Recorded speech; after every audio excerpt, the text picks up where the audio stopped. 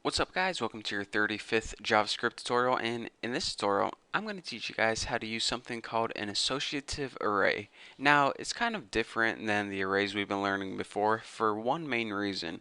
Instead of using array index numbers to access the elements in our array, we can use strings of characters instead. So basically words instead of numbers. So let's go ahead and let me show you guys an example, because if I try to explain it, it'll just confuse you. If I show you guys an example, it'll make it really easy to see what's going on. So I'm going to make an array called Bucky, and I'm going to set this equal to new array. Let's just go ahead and leave it blank for now. Now, like I said, before we learned that you can make an array using index numbers like this. But what an associative array does is it allows you to use strings of characters such as the word color, and this basically what associative array is. It associates a word with another variable instead of a number. So now we can set Bucky color equal to Bucky's favorite color, which is blue. It's actually a tie for blue and white, but I'll use blue. It's shorter to type.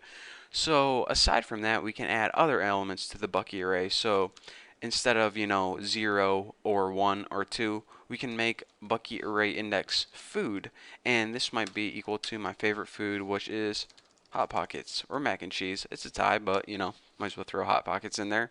So now, as you can see, basically all an associative array is instead of numbers like 0, 1, 2, you can replace it with characters such as color, food, name, hair color, and how you access this is the exact same.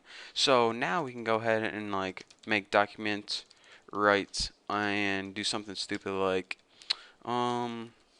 Bucky's favorite food is, and then just go ahead and add a plus. And now, again, like I said, to access any element in the array, you write the name of your array, and then you write the index, which is either food or color, right here. So this is going to print out Bucky's favorite food is Hot Pockets. Hopefully, as long as I didn't mess anything up.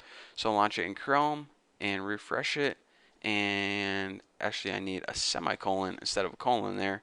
And now I get Bucky's favorite food is Hot Pockets. So let's take a look at one more quick example and just throw color right in there.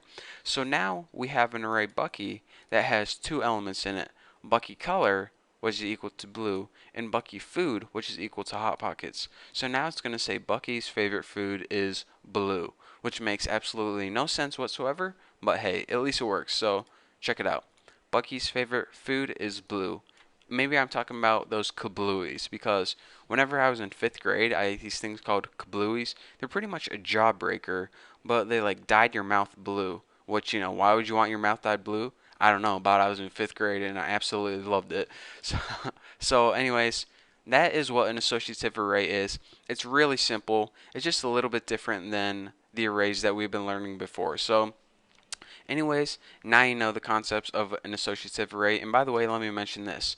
Whenever you're working with arrays and building programs later on, like calculators and looking at data and stuff, you don't really use associative arrays as much as you use the other type of array, but they're always nice to know if you ever come across it. So anyways, that's all I have to say.